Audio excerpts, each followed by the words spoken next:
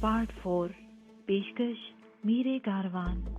Deep शहर की बैरूनी सड़कों पर दौड़ती हुई गोविंद मार्ग इंडस्ट्रियल रोड और सिवाय तरण सिंह स्टेडियम के करीब से होती हुई सड़क पर आ गई।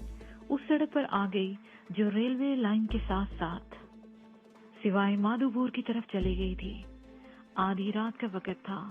रात के वक्त शहर से बाहर जाने वाली सड़कों पर किसी किस्म का ट्रैफिक नहीं होता था। रेगिस्तान में सफर के दौरान में कदम कदम पर डाकुओं का खतरा रहता था। उस वक्त ये सड़क भी सुनसान थी। चांद इन दिनों रात के आखिरी पहर ही निकलता था। अगर उस वक्त आसमान पर चांद होता भी तो उससे कोई फर्क न पड़ता, क्योंकि आसमान को गहरे बादलों ने ढक रखा था। चारों तरफ घंघोर अंधेरा था। हेडलाइट्स की रोशनी से यूं लगता था जैसे हम किसी तारीख सुरंग में सफर कर रहे हों। तकरीबन 4 मील का फासला तय करने के बाद ठाकुर ने जीप की हेडलाइट्स बुझा दी और रफ्तार भी कम कर दी। अब हमारे चारों ओर अंधेरा था। सड़क के दोनों तरफ रेगिस्तान था। कहीं कहीं टीले भी नजर आ रहे थे। ठाकुर ने रफ्तार मजीद कम कर दी। तकरीबन 1.5 किलोमील का फासला और गुजर गया। हम गहरी नजरों से दाएं तरफ देख रहे थे और बिलाहिर सड़क से हटकर अंधेरे में किसी तबाहशुदा बस्ती के खंडर दिखाई दिए। ठाकुर ने जीप उसी बस्ती की तरफ जाने वाले कच्चे रास्ते पर मोड़ दी। 300-400 घरों पर मुश्तमिल एक छोटी सी बस्ती कभी आबाद हुआ करती थी। ठाकुर बता रहा था, इसकी परली तरफ मीठे पानी की छोटी सी झील थी, जिसके इतराफ में 2-3 मील तक खेती बाड़ी की जाती थी। नारियल के बागात हुआ करते थे और बड़ा सब्जा था। लेकिन फिर रेगिस्तान ने सब्जे को निगलना शुरू कर दिया। सरसब्ज खेतियां गायब होती गई और रेत इस इलाके में जिंदगी को अपनी लपेट में लेती गई। और जब मीठे पानी की इस झील को भी रेगिस्तान ने निगलना शुरू कर दिया तो ये बस्ती वीरान होने लगी। सिर्फ 40 साल पहले यहाँ जिंदगी थी। जिंदगी के हंगामे थे। मीठे पानी की झील सहरा की रेत में दफन हो गई और जिंदगी यहाँ से रूठ गई। बाज लोग कहते हैं कि इस बस्ती के लोगों ने काली माता को नाराज कर दिया था, जिसने इन पर ये तबाही नाजल कर दी। मुसीबत यह है कि लोग हर अच्छी बुरी बात को देवी देवताओं से मंसूब कर देते हैं। ये नहीं सोचते कि जो कुछ हुआ उसकी कुछ और वजूहात भी हो सकती हैं। इस बस्ती की ही मिसाल ले लो। चंद लम्हों को वो ठाकुर खामोश हुआ, फिर बोला, रेगिस्तानों में तूफान आते रहते हैं। हवा पलक झपकनी दी देर में टनों रेत एक जगह से दूसरी जगह मुंतकिल कर देती है। यहाँ भी कोई ऐसी ही बात हुई थी। फैलती हुई रेत को रोकने का कोई विचार नहीं किया गया और जब झील रेत में दफन होगी तो उसे काली देवी के अजाब से मंसूब कर दिया गया। हो सकता है अगले वर्षों में यहाँ रेत उड़ जाने से वो झील फिर से नमूदार हो जाए। उस वक्त भी लोग यही कहेंगे, काली माता ने उन्हें माफ कर दिया। ये जयपुर शहर जब आबाद हुआ तो उस वक्त भी यही मसला था। रेगिस्तान की उड़ती हुई रेत शहर की सड़कों पर जमा हो जाती, रास्ते बंद हो जाते, मकानों की दीवारों के साथ रातों रात रेत के टीले मार्जे वजूद में आ जाते। इस सूरत हाल से निपटने के लिए शहर के गिर्द एक बुलंद दीवार तामीर कर दी गई। रेत का फैलाव रुक गया और शहर महफूज हो गया। अगरचे ये शहर भी रेत के समुद्र में गर्क हो जाता तो इसे भी काली माता का अजाब गर्दाना जाता। ठाकुर खामोश हो गया। उसकी बातों से मैं पहले भी अंदाजा लगा चुका था कि धर्म के मामले में भी वो इत्तेदाल पसंद है। ना इतना कट्टर था कि देवी देवताओं के हवाले से कही जाने वाली हर बात पर आंखें बंद करके यकीन कर ले, और ना इतना आजाद था कि धर्म को मानने से ही इनकार कर दे। मैंने उसे हवेली के एक कमरे में बने हुए छोटे से मंदिर में पूजा करते हुए भी देखा था। उसके ख्याल में धर्म को सबसे ज्यादा नुकसान पंडितों और पुजारियों ने पहुंचाया है, और ये बड़ी हद तक दुरुस्त भी था। सब कुछ तो मैं खुद अपनी आंखों से देख चुका था और भुगत भी रहा था। ठाकुर ने जीप बस्ती के शुरू में एक गली में मोड़कर रोक ली और इंजन बंद कर दिया। हम तीनों नीचे उतर आए। ये बस्ती 30-40 साल पहले ही वीरान हुई थी, इसलिए पूरी तरह मलबे के ढेर में तब्दील नहीं हो सकी थी। बहुत से मकानों की दीवारें अब भी खड़ी थी, अलबत्ता लकड़ी के दरवाजे, खिड़कियां वगैरह अरसा पहले गायब हो चुकी थी। छतों के शहतीर भी निकाल के सब ले गए थे, इसलिए किसी मकान की छत मौजूद ही नहीं थी।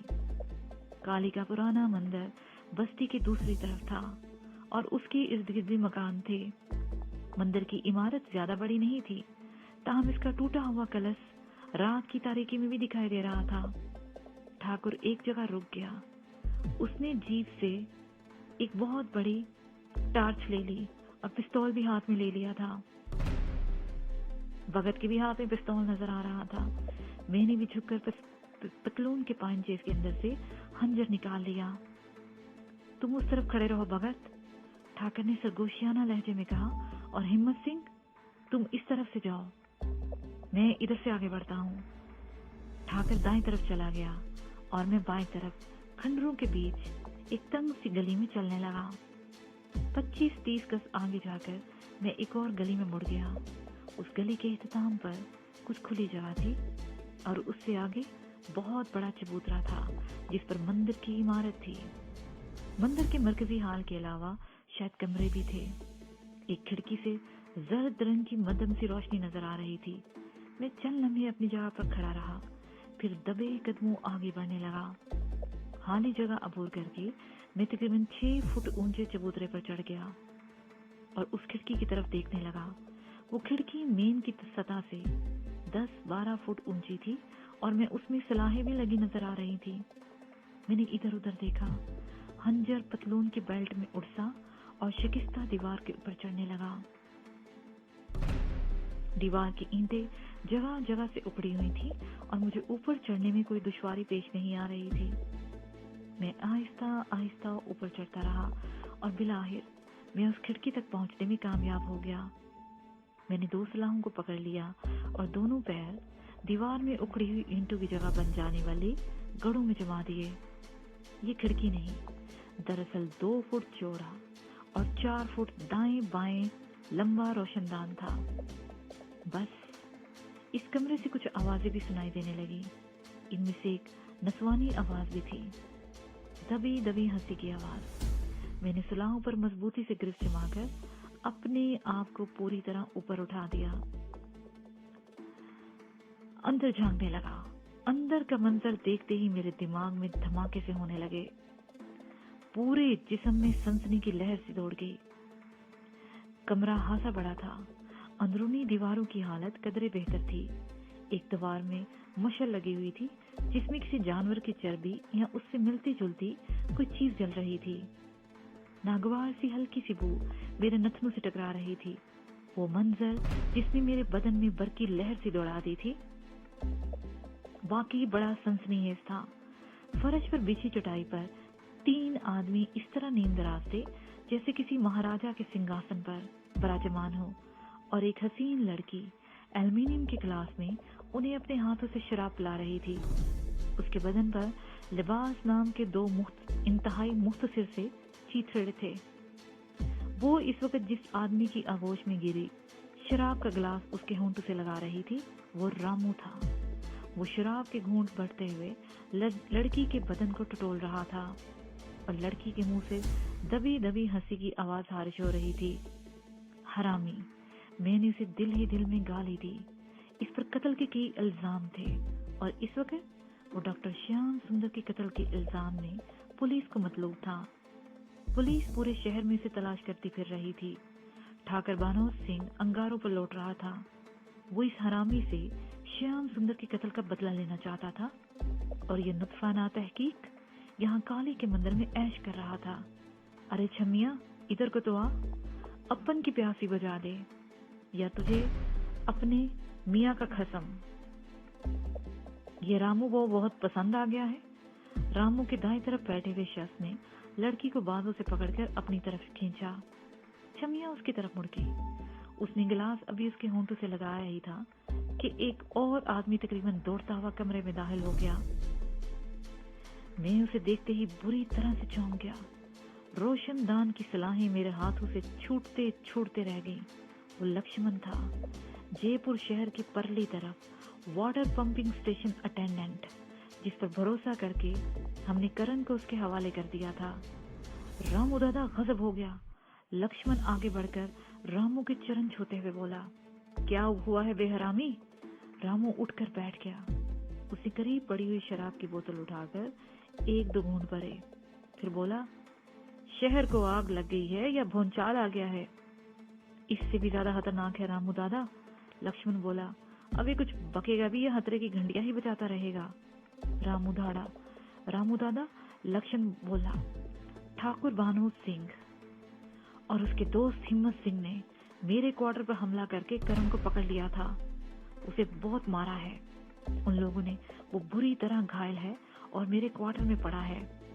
लक्ष्मण एक लम्हे को खामोश हुआ और फिर रामू को मुदाहलत का मौका दिए बगैर बोला, करण बहुत घायल है, वो अपने पैरों पर खड़ा भी नहीं हो सकता।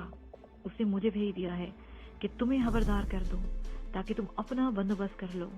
हो सकता है वो लोग आज रात ही यहाँ हमला कर दें या पुलिस को तुम्हारे इस ठिकाने की खबर कर दें। और हाँ, उनके साथ भगत भी था, अजमेरी गेट वाला, वो हरामी नीच धोबी की औलाद। रामू धाड़ा। उसकी तो मैं बोटियां कुत्तों को खिला दूंगा। रामू के मुकाबले पर आने की हिम्मत करके उसने अपनी मौत को आवाज दे दी है। परंतु यहाँ का पता उसने किसने बताया? करण ने। लक्ष्मण ने जवाब दिया, अगर वो जबान न खोलता तो हिम्मत सिंह हंजर से उसकी खाल उतार देता, वो मार डालता उसे। वो हरामी मुसला। रामू ने दांत कचकचाए। आज अगर वो यहाँ आ गया तो कल सुबह उसकी लाश पर गिद्धावत उड़ाएंगे। पर तू ये बताया, तू यहाँ तक कैसे आया है? मोटरसाइकिल पर रामू दादा। लक्ष्मण ने जवाब दिया। मुझे बड़ी हैरत हुई, वो मोटरसाइकिल पर यहाँ तक आ गया था और मैंने मोटरसाइकिल की आवाज नहीं सुनी थी। मैं शायद कमरे का मंजर, अंदर का मंजर देखने में कुछ ज्यादा ही महव हो गया था, या शायद वो मोटरसाइकिल को बस्ती के बाहर छोड़ आया था। मैं जा रहा हूँ रामू दादा, तुम लोग अपना बंदोबस्त कर लो। वो लोग अकेले या पुलिस को लेकर किसी भी वक्त यहाँ पहुंच सकते हैं। लक्ष्मण ने कहा। अबे हरामी, रामू को डराता है। रामू ने कहा, अच्छा ऐसा कर, तू छमिया को भी साथ ले जा।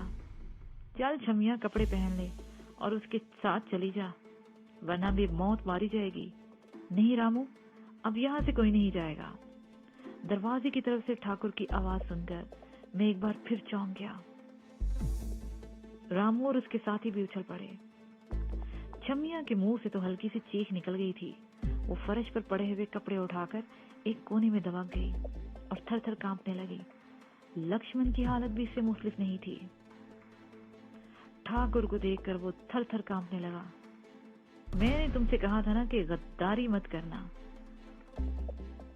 उसकी तरफ आता देखकर ठाकुर बोला, अगर मुझे वहां भी शुबा हो जाता कि तुम इन्हीं के साथ ही हो तो मैं तुम्हें वहीं खत्म कर देता और करण को भी जिंदा न छोड़ता। लेकिन मेरा ख्याल है कि तुम्हारी मौत तुम्हें यहाँ ले आई है। मौत तो तुम्हें यहाँ घेर लाई है ठाकुर। रामू ने गर्राते हुए कहा। मैंने तुम्हें कहा था रामू से पंगा मत लेना, लेकिन तुमने अपने भाई की मौत से भी कुछ सबक नहीं सीखा। आज तेरा हिसाब भी चुकता कर ही दूंगा। आज पता चल जाएगा कि तुम कितने बड़े बदमाश हो। ठाकर ने भी गर्रा कर जवाब दिया। काली के इस मंदिर को तुम्हारी चिता बना दूंगा। इन दोनों में मुकालमात का तबादला होता रहा। वो बड़े ही तंदो तेज अल्फाज में एक दूसरे पर हमला कर रहे थे। लक्ष्मण पास ही खड़ा हुआ था और रामू के दूसरे साथी भी बड़े चाकू चबंद खड़े, शायद ठाकुर पर हमला करने के लिए किसी मौके की तलाश में थे।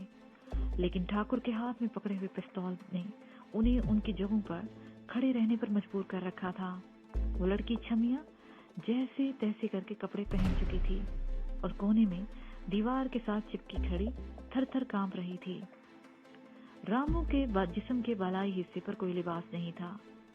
उसका सीना रीछ के बालों से भरा हुआ था। उसने ग्रे रंग की पतलून पहन रखी थी जिसकी बेल्ट के साथ हंजर या पिस्तौल वगैरह लगा हुआ था। लेकिन हंजर एक तरफ चटाई पर शराब की बोतलों के पास पड़ा हुआ था। ठाकर ने उसकी तरफ अचानक पिस्तौल बदस कमरे में वारिद हुआ था कि रामू को हंजर उठाने का मौका ही नहीं मिल सका था। शराब की एक बोतल रामू के पैरों के करीब ही पड़ी हुई थी और वो अपना सीधा पैर बहुत आहिस्ता आहिस्ता बोतल की तरफ बढ़ा रहा था। मैंने उसकी यह हरकत देख ली, लेकिन इससे कबल मैं उसका मकसद समझता। उसने बोतल को पैर से उछाल दिया। बोतल चमगादड़ की तरह हवा में उड़ती हुई ठाकर के माथे पर लगी। ठाकर के लिए यह हमला बिल्कुल गैर मुतवक्का और अचानक था। वो खड़ाकर एक तरफ झुका, उसका पिस्तौल वाला हाथ गिर गया और फिर यूं हुआ जैसे जहन्नम की सारी बलाएं बैक वक्त हरकत में आ गई हों। रामू और उसके दोनों साथी और लक्ष्मण बैक वक्त चीखते हुए अपनी अपनी जगह से उछले। रामू अपने हंजर की तरफ लपका था। लक्ष्मण ठाकर के करीब था। उसने ठाकर की तरफ छलांग लगा दी, लेकिन उसी वक्त कमरे की फिजा फायर के धमाके और लक्ष्मण की खौफनाक चीख से गूंज उठी। कमरे के दूसरी तरफ खिड़की से चलाई जाने वाली गोली उसकी पुश्त में लगी और वो टकराता हुआ ढेर हो गया। मैंने चौंक कर उसकी तरफ देखा। वो खिड़की तो मैंने पहले भी देखी थी, मगर ज्यादा तवज्जो नहीं दी थी। उस खिड़की में भी सलाहें लगी हुई थी और उसकी दूसरी तरफ भगत धोबी का चेहरा दिखाई दे रहा था। उसका पिस्तौल वाला हाथ सुलाहों के अंदर था। रामू के दोनों साथियों में से एक ठाकर से टकरा चुका था। ठाकुर के सर पर लगने वाली बोतल की तरफ से अभी पूरी तरह वो संभल नहीं पाया था। वो बदमाश पूरी कुव्वत से ठाकर से टकराया था और ठाकर लड़खड़ाता हुआ दीवार के साथ टकरा गया। उसके हाथ से पिस्तौल भी छूट गया था। उस बदमाश ने अरना भैंसे की तरह धाड़ते हुए ठाकुर के सीने पर जोर से टक्कर मारी। ठाकर भी बिलबिला उठा। रामू अपना हंजर उठाने के लिए झुका ही था कि खिड़की की तरफ से एक और फायर हुआ। गोली रामू के हाथ पर लगी और उसकी छोटी उंगली उड़ गई। वो उछलकर पीछे हट गया और जोर जोर से हाथ झटकने लगा। खून के छींटे चारों तरफ उड़ रहे थे। तुम अपनी जगह से हरकत नहीं करोगे रामू, भगत जी। हाँ, अब अगर तुमने कोई हरकत की तो दूसरी गोली तुम्हारी खोपड़ी में लगेगी। रामू भेड़िए की तरह कर्रा कर रह गया। रामू का दूसरा साथी भी ठाकुर से भिड़ गया। वो ठाकुर को गिरफ्त में लेने की कोशिश कर रहे थे, मगर ठाकुर भरपूर अंदाज में मजामत कर रहा था। एक खिड़की में खड़ा हुआ भगत चीहा, ठाकुर से दूर हट जाओ वरना गोली मार दूंगा। मगर उन दोनों पर कोई असर नहीं हुआ। कमरे की फिजा एक बार फिर फायर की आवाज से गूंज उठी। भगत ने हवाई फायर किया था। मेरा ख्याल था कि फायर की आवाज सुनकर वो दोनों ठाकुर से अलग हो जाएंगे, मगर ऐसा नहीं हुआ। वो इस तरह ठाकुर से उलझे हुए थे कि भगत बराह रास्त किसी पर गोली नहीं चला सकता था, क्योंकि इस तरह ठाकुर के भी जद में आ जाने का अंदेशा था। भगत ने एक बार फिर चीखते हुए ट्रिगर दबा दिया। इस मर्तबा फायर नहीं हुआ, स्टिक की आवाज उभर कर रह गई। या तो उसका पिस्तौल हाली हो गया था या किसी और वजह से गोली नहीं चली थी। रामू एक बार फिर अपने हंजर की तरफ लपका। इस मर्तबा उसे कोई रुकावट पेश नहीं आई। मेरे लिए अब तमाशाई बने रहना मुमकिन नहीं था। मैंने ठाकुर की तरफ देखा। वो बड़ी बेजिगरी से इन दोनों का मुकाबला कर रहा था। डटे रहो ठाकुर, मैं आ रहा हूं, मैंने चीख कर कहा। रामू हंजर उठाने के लिए झुका हुआ था। मेरी आवाज सुनकर उसने ऊपर देखा। मैं उस वक्त रोशनदान के सामने से हट गया। मैं रोशनदान की सलाहों को पकड़े हुए नीचे लटक गया। टटोल कर एक पैर जरा नीचे वाली दीवार के खड्डे में जमाया। सलाहों को छोड़कर दीवार की टूटी हुई ईंटों पर गिरफ्त रखी और आहिस्ता आहिस्ता नीचे उतरने लगा। दीवार पर चढ़ना तो आसान साबित हुआ, लेकिन नीचे उतरना खासा मुश्किल था। मैंने तकरीबन 8 फुट की बुलंदी से छलांग लगा दी और उठकर मंदिर के दरवाजे की तरफ दौड़ा। कमरे में घुमसान कारण मचा हुआ था। वो दोनों गुंडे तो अब भी ठाकर से गुत्थम गुत्था थे और भगत धोबी रामू से भिड़ा हुआ था। भगत ने इसका हंजर वाला हाथ पकड़ रखा था और अपना हाथ छुड़ाने की कोशिश करते हुए रामू के मुंह से गलीज गालियों का गटर उगल रहा था। मैंने इन दोनों गुंडों में से एक को जो ठाकुर से गुत्थम गुत्था हो रहे थे, बालों से पकड़कर खींच लिया और उसके चेहरे पर ताबड़तोड़ के घूंसे रसीद कर दिए। वो बिलबिलाता हुआ कमरे में कोने में छमिया के करीब जा गिरा। छमिया के मुंह से चीख निकल गई और वो उछलकर पीछे हट गई। रामू ने भगत की टांग में अड़ंगा लगाकर उसे गिरा दिया और हंजर उठाकर ठाकुर की तरफ लपका। मैं इसके रास्ते में था। मैंने बड़ी फुर्ती से उसकी टांग में टांग फंसा दी। वो लड़खड़ाता हुआ इस तरह गिरा कि उसका हंजर अपने ही साथी की पुष्ट में पेवस्त हो गया, जो ठाकुर को रगीद रहा था। कमरा उस शख्स की भयानक चीख से गूंज उठा। रामू भी वहशतज़दा सा हो गया। उसने झटके से हाथ पीछे खींचा तो हंजर बाहर आते ही उस शख्स की पुष्ट से खून की धार बह निकली। रामू पलटकर वहशियाना अंदाज में मेरी तरफ लपका। उसने हंजर से भरपूर वार किया था, लेकिन मैंने कलाई पर उसका वार रोका और दूसरे हाथ से उसके पेट में जोरदार घूंसा रसीद किया। वो चीख कर दोहरा हुआ तो मैंने उसके बाजू पर चोप रसीद कर दी, जो मेरी गिरफ्त में था। इस मर्तबा वो ज़बा होते हुए बकरे की तरह बिलबिला उठा। हंजर उसके हाथ से छूटकर नीचे गिर गया। मैंने इसकी टांगों के बीच घुटने की जोरदार ठोकर मारकर छोड़ दिया। वो चीखता हुआ पीछे उलट गया। ठाकुर अब संभल चुका था। उसकी पेशानी से खून बह रहा था। होंठों से भी खून रिस रहा था, लेकिन वो उसकी परवाह किए बगैर रामू पर पल पड़ा और उस पर ठोकरों की बारिश कर दी। दूसरी तरफ भगत धोबी ने उस बदमाश को दबोच रखा था, जिसे मैंने छमिया के करीब गिराया था। भगत इत्मीनान बख्श तरीके से उसकी ठुकाई कर रहा था। मैं दोबारा रामू की तरफ मुतवज्जा हो गया। रामू अब मेरे और ठाकुर के दरमियान फुटबॉल बन गया था।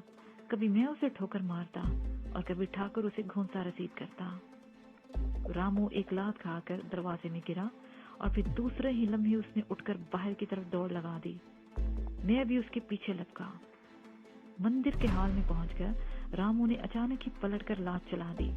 उसकी ठोकर मेरी पंडली पर लगी और मैं कराहता हुआ गिर गया। रामू वहां रुका नहीं। वो दौड़ता हुआ मंदिर से बाहर निकल गया। ठाकुर ने भी उसके पीछे दौड़ लगा दी थी। रामू की आखिरी ठोकर मेरी पंडली की हड्डी पर लगी थी।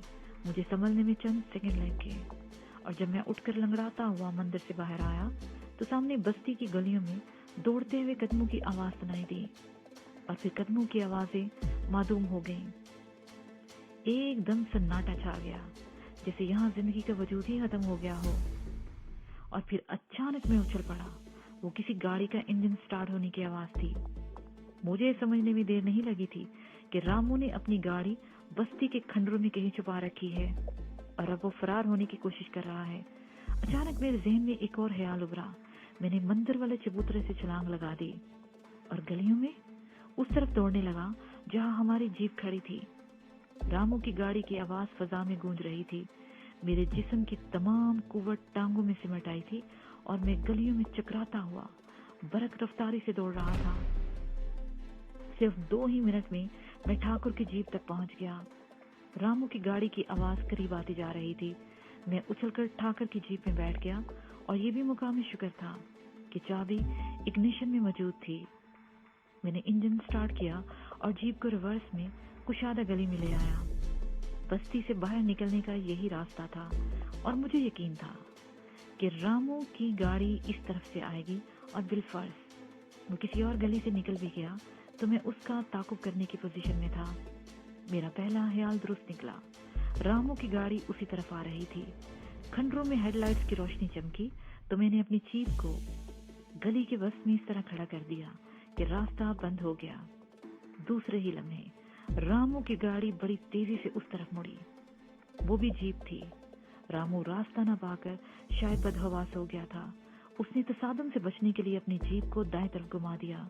उसका ख्याल था कि शायद पहलू से निकल जाएगा, मगर बदहवासी में स्टीयरिंग कुछ ज्यादा ही घूम गया। जीप के पीछे लटकते हुए ठाकुर को देखकर भी मैं चौंक गया था। जीप दाईं तरफ एक खंडर की दीवार से टकरा गई। ठाकुर उछलकर दूर जा गिरा। रामू ने जीप से छलांग लगा दी। उसी लम्हे मैं भी अपनी जगह से उछला और हवा में उड़ता हुआ रामू के ऊपर गिरा। रामू मेरे नीचे दबा हुआ था और अपने आप को छुड़ाने की कोशिश कर रहा था और वह अपने इस मकसद में कामयाब भी हो गया था। मेरी गिरफ्त से निकलकर वो एक तरफ भागा तो ठाकुर ने उसे छाप लिया। ठाकुर का जोरदार घूंसा खाकर रामू अपनी जीभ से टकरा गया। मैंने अपना हंजर निकाल लिया। मेरे ख्याल में इसके इस्तेमाल का वक्त आ गया था।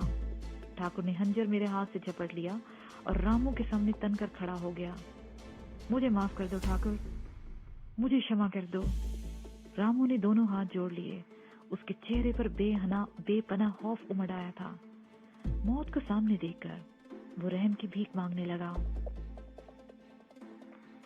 उस शख्स से जिसके भाई को उसने हंजर से छलनी कर दिया था और उसकी भाभी को भी अधमुआ करके फेंक दिया था। क्यों? निकल गई सारी बदमाशी? ठाकुर गुर्राया। तुमने अब तक कितने बेगुनाहों को बेदर्दी से मौत के घाट उतारा है। उन्होंने भी तुमसे इसी तरह जिंदगी की भीख मांगी होगी। वो भी तुम्हारे सामने इसी तरह हाथ जोड़कर गगयाए होंगे। तुमने इन्हें माफ कर दिया था। और मेरे भाई ने तुम्हारा क्या बिगाड़ा था? क्या जुर्म किया था उसने? तुम्हारी दुश्मनी मुझसे थी। मर्द बनकर मुझे ललकारते, मगर तुम्हारी बदमाशी ने तो बेगुनाहों पर ही चलती है। और अब मौत को सामने देखकर गिग्याने लगे हो। मुझे क्षमा कर दो ठाकुर। रामू की आवाज रो देने वाली थी। तुम जो कहोगे मैं करूंगा। मुझे बलवंत सिंह ने उकसाया था। तुम कहो तो मैं उसकी लाश तुम्हारे चरणों में डाल दूंगा। मुझे एक दूसरा मौका तो दो ठाकुर। बलवंत सिंह कहाँ है? ठाकुर ने पूछा। सासका में। वो अपने गुरु के साथ 2 दिन पहले वहां चला गया था। रामू ने जवाब दिया। कौन गुरु? ठाकुर बोला। वो बदेशी मुसला जो भेष बदलकर पंडितों में घुसा बैठा है। रामू ने कहा। उसकी बात सुनकर मैं भी चौंक गया। इन दोनों से तो हम बाद में निपट लेंगे, पहले तुम। ठाकुर ने कहते हुए उस पर हंजर से वार कर दिया। रामू ने वार से रोकने और बचने की कोशिश की थी, मगर कामयाब ना हो सका। हंजर उसके सीने में पेवस्त हो गया था और उसकी खौफनाक चीख वीराने में गूंज उठी। ठाकुर ने बड़ी फुर्ती से हंजर खींच लिया और एक लम्हा जाया किए बगैर दूसरा वार कर दिया। हंजर इस मर्तबा भी रामू के सीने में ही पेवस्त हुआ और उसके मुंह से निकलने वाली दूसरी चीख पहले से भी ज्यादा खौफनाक थी। और फिर ठाकुर पर जैसे जुनून तारी हो गया। वो चीख चीख कर रामू के सीने और पेट पर हंजर के पैदर पे वार करता रहा। रामू की पुष्ट जीभ से टिकी हुई थी। वो चीख चीख कर अब भी अपने आप को बचाने की कोशिश कर रहा था, मगर अब उसमें कुव्वते मुदाफियत नहीं रही थी। उसके सीने और पेट पर ठाकुर ने इतने वार किए थे कि पेट से आंतें भी बाहर लटक गई थी। मुझे बैंकॉक में इंदिरा एजेंट होटल के सामने का वो मंजर याद आ गया, जब ची फांग ने मास्टर फुफांग को मेरी नजरों के सामने इसी तरह हंजर के पैदर पे वार करके बड़ी बेदर्दी से मौत के घाट उतारा था। फर्क सिर्फ इतना था कि मास्टर फुफांग को 2 आदमियों ने गिरफ्त में ले रखा था ताकि वो मज़ाहमत न कर सके, और यहाँ 1 to 1 मुकाबला था। रामू अपना दिफा करने के लिए आजाद था, लेकिन वो अपना दिफा नहीं कर सका। रामू जख्मों से चूर होकर जमीन पर गिर गया, लेकिन ठाकुर के जुनून में कोई कमी नहीं आई थी। वो अब भी उसके जिस्म के मुख्तलिफ हिस्सों पर हंजर के वार कर रहा था। रामू में अब कुछ नहीं बचा था। मैंने आगे बढ़कर ठाकुर को पकड़ लिया। वो अपने आप को छुड़ाकर बार बार रामू पर हंजर के वार कर रहा था। बदले की आग ने उसे पूरी तरह अपनी लपेट में रखा था। उसके भाई का कातिल उसके हाथों खत्म हो चुका था, मगर वो आग शायद अभी ठंडी नहीं हुई थी। मैंने उसे बाहों में जकड़कर पीछे खींच लिया और हंजर उसके हाथ से छीन लिया। बस करो ठाकुर, वो खत्म हो चुका है, होश में आओ, अपने आप पर काबू पाओ। मैं उसे खींचता हुआ रामू की लाश से दूर ले गया। काफी देर के बाद ठाकुर अपने हवास पर काबू पा सका था। मैंने उसे एक शिकस्ता चबूतरे पर बैठा दिया और खुद उसके सामने खड़ा हो गया। वो गहरे गहरे सांस ले रहा था। इस वक्त मंदिर की तरफ खंडरों की किसी गली से निस्वानी चीहों की आवाजें सुनाई देने लगी। मैं ठाकुर को छोड़कर वहीं क्रॉस तरफ दौड़ पड़ा, मगर चंद ही कदम के बाद मुझे रुक जाना पड़ा। भगत धोबी छमिया को बालों से पकड़े घसीटता हुआ ला रहा था और छमिया तकलीफ से चीख रही थी। करीब पहुंचकर भगत ने छमिया को जोरदार धिक्का देकर गिरा दिया। छमिया मुंह के बल गिरी। उसके मुंह से खौफनाक चीख निकल गई थी। जिस जगह हम मौजूद थे वहां दोनों जीपों की हेडलाइट्स की रोशनी पहुंच रही थी और छमिया के चेहरे पर खौफ के गहरे साए साफ नजर आ रहे थे। वो कहाँ गया? मैंने भगत से रामू के उस साथी के बारे में पूछा जिससे उसे भिड़ा हुआ छोड़कर आया था। नरक में पहुंचा दिया उस साले हरामी को भी, भगत ने जवाब दिया। भगत वाकई काम का आदमी साबित हुआ था। ठाकर ने उसे अपना सेवक बना लिया था और पहले उसने अपनी वफादारी साबित कर दी थी और उसने हमारा मान रख लिया था। मैंने ठाकर को उठाकर अपनी जीप के पास ले आया। उसके कपड़े भी खून में लथपथ हो रहे थे। खून के कुछ छींटे मेरे लिबास पर भी पड़े थे। इसके साथ ही ये पार्ट अपने एहतिताम को पहुंचा।